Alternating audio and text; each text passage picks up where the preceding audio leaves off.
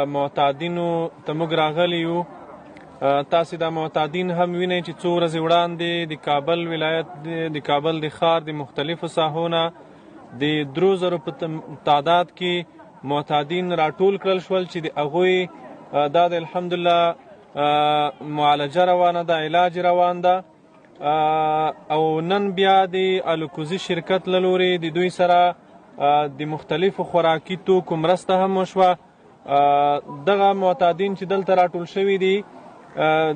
کړل شوي دي دوی د علاج مراحل دي چې اوس تاسې دوی وینئ چې الحمدلله دغه کټګوري کسان چې دي دا د ریحاب د برخې کسان دي. نور زیات تعداد کسان چې دي هغه په ډیټیکټس کې دي، د هغوی معالجه او تداوی هم روانه ده چې ډاکټر صاحبان په دې اړه تاسو ته وضاحت درکړي. د اسلامي امارت پلان دا ده چې په کابل ښار کې او په ټولو ولایاتو کې چې څومره معتادین دي دغه معتادین راټول کړل شي، راوغوښتل شي او راټول کړل شي، د دوی معالجه وشي، علاج وشي. دا خلک واقعا د ترحم وړ دي، د رحم وړ دي، دا مریضان دي، دوی مجرمین نه دي. دوی سره باید موږ د مریضانو په څیر برخورد وکړو ځکه دا مریضان دي او دوی هر یو یې تر شا یو فامیل لري، دوی ښځې لري، ماشومان لري.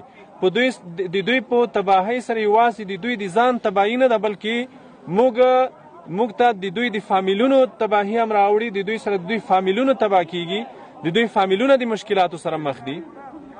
نو اسلامي امارت تصمیم لري چې دغه ټول معتادین په هیواد کې چې څومره معتادین دي دا ټول راټول کی او د هغوی علاج وکوي.